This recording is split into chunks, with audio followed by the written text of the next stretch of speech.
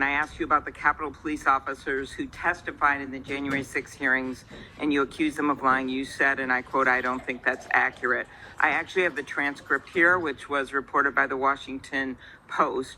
And that was in March of 2024 on Joe Pack's podcast. He asked you, the Capitol Police in that fake January 6th committee, they didn't tell the truth, did they? Patel, no, not just them, many others. And lying under oath is a federal offense.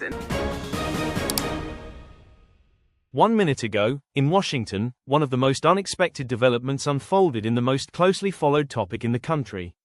No one shouted. Voices didn't rise in the room. There wasn't even visible tension. No one slammed the table. There were no dramatic outbursts, no familiar Senate theatrics. Senator Amy Klobuchar leaned slightly toward the microphone, never taking her eyes off FBI Director Kash Patel, and said these words, "Let's talk about Trump's classified documents." And then, the room went silent. But this wasn't the kind of silence people expect. This was the kind of silence where everyone in the room thought the same thing at once. We're about to enter a place with no return. If you had watched Patel's face in that moment, you would have been certain of everything. The slight hesitation in his eyes, the subtle tightening of his jaw, it was visible to the entire room. Watch this video until the very end, because those few seconds are a preview of what Washington will be dealing with in the coming weeks. And if you don't want to miss moments like this, I recommend staying tuned. You can follow every development right here. The setting, the Senate Intelligence Committee, Tuesday afternoon. The confirmation hearing for the FBI director position was underway. The room was full, cameras were rolling, journalists were ready for headlines. Advisors had already begun taking notes. This hearing was expected to be uneventful, but Amy Klobuchar had a different plan. And Kash Patel didn't see it coming. Patel entered the room with confidence. He knew the game: vague answers, sentences that tangled time and meaning, responses that sounded like answers but led nowhere. And yet, despite all that, he was not prepared for Klobuchar. Seeing Amy Klobuchar as merely a senator who asks tough questions would be a serious mistake. Klobuchar is a former prosecutor. She has a background in the Minnesota Attorney General's office. She built her career around cases involving false statements, abuse of public office, and institutional accountability. In Washington, there is one well-known truth about her: Klobuchar doesn't shout. But when she speaks, the record speaks. And that is exactly what she did in this hearing. Truth is vital for an FBI director. Klobuchar didn't start with the Mar-a-Lago documents. First, she put Patel's relationship with truth on the table. Truth, she said, is vital for an FBI director. Then she added, in the first round, I asked you some questions. You said you wanted more context. Now I'm giving you that context. And I'm putting the rest on the official record. That sentence echoed through the room. Because in Washington, it means only one thing: what you say next can never be taken back.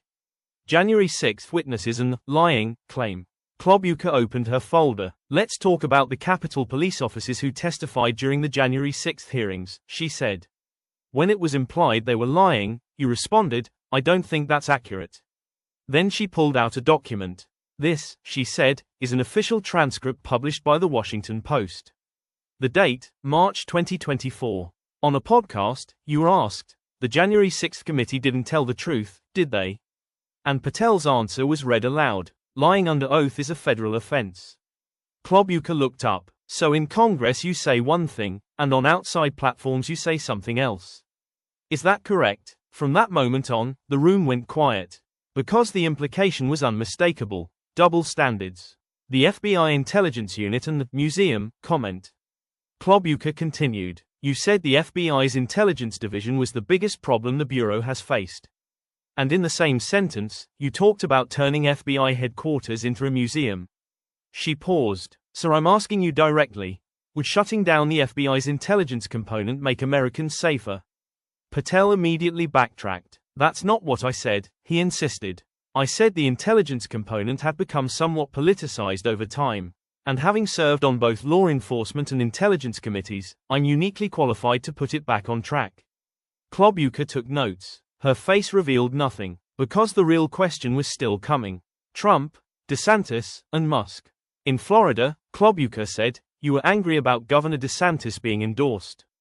You defended Trump, and you harshly criticized Elon Musk. Then she read the quote. Elon Musk cares about two things, your data and his money.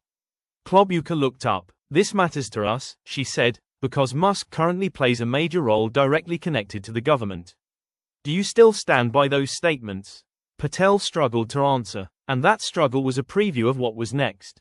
The Mar-a-Lago documents. And finally, Klobuchar arrived at the core issue. I want to know this specifically, she said.